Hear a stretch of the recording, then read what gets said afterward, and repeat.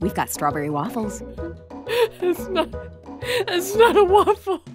Imagine you've got a great comic or book or series idea. So, one day, you pitch your idea to big company, and big company says, you know what? That sounds great. Let's make it a TV show.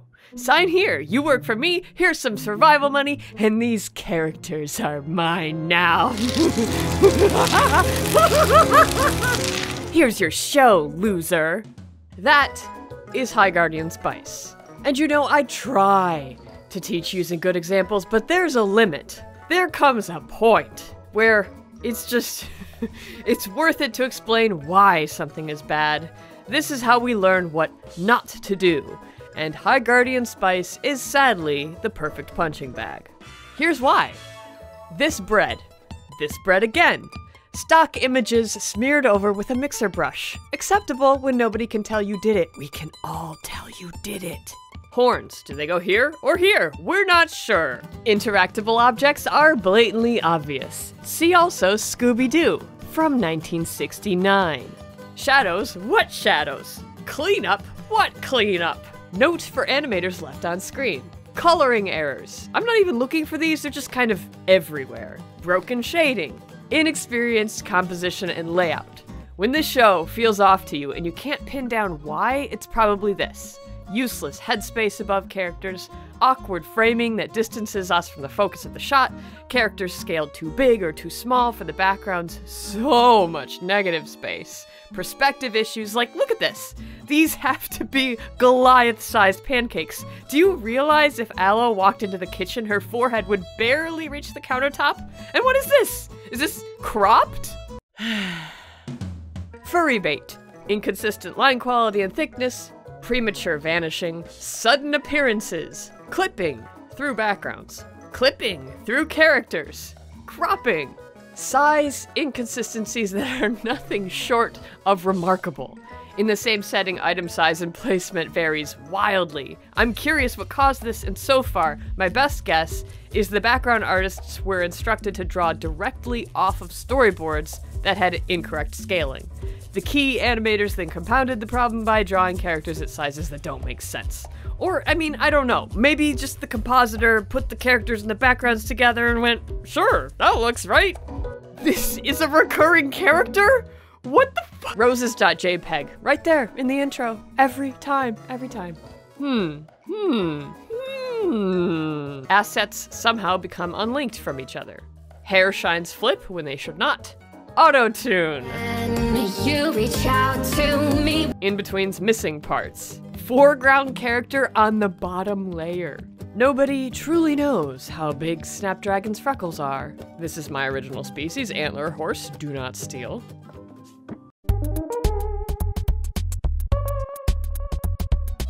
How much background detail should we have? No detail? All the detail! It says not a children's show, but it's a children's show. Until it's not.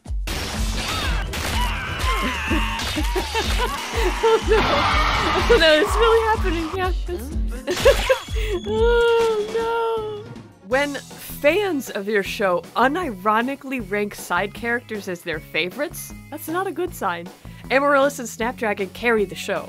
Fight me.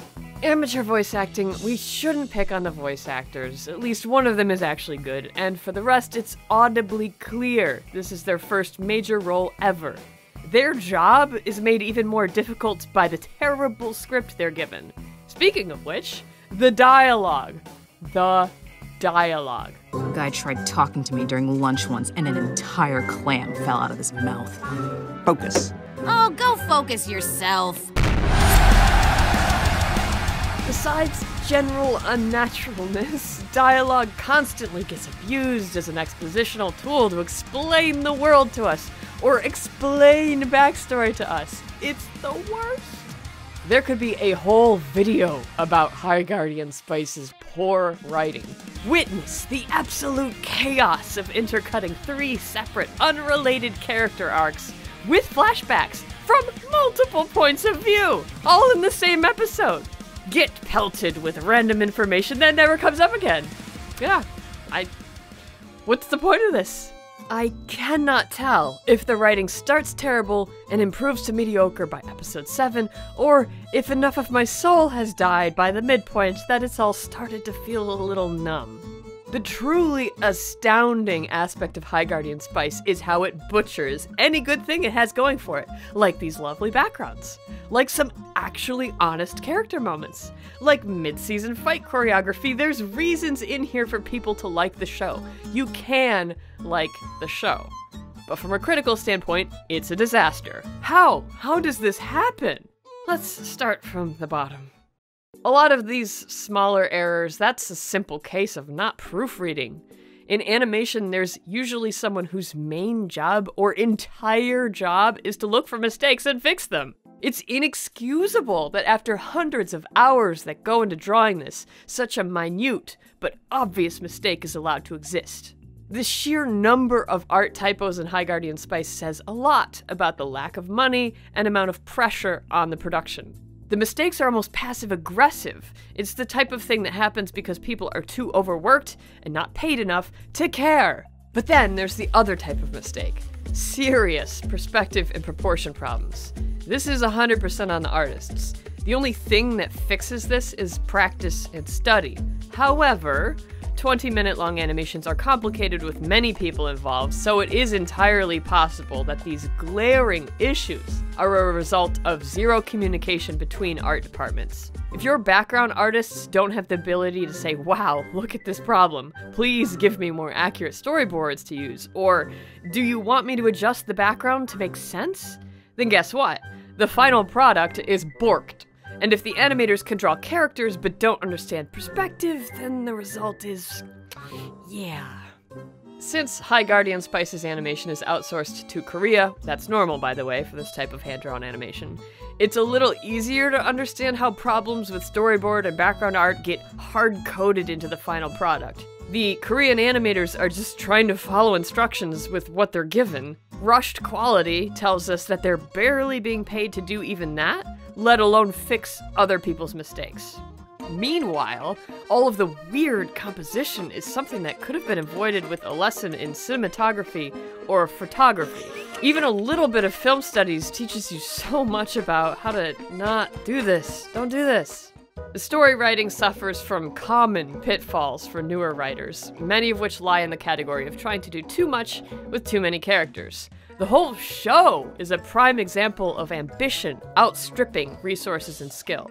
Overall, High Guardian Spice suffers from a lack of expertise. This show, this result, is not a surprise, coming from a totally new, untested studio where almost every person on the team has an IMDb profile that fits on one page.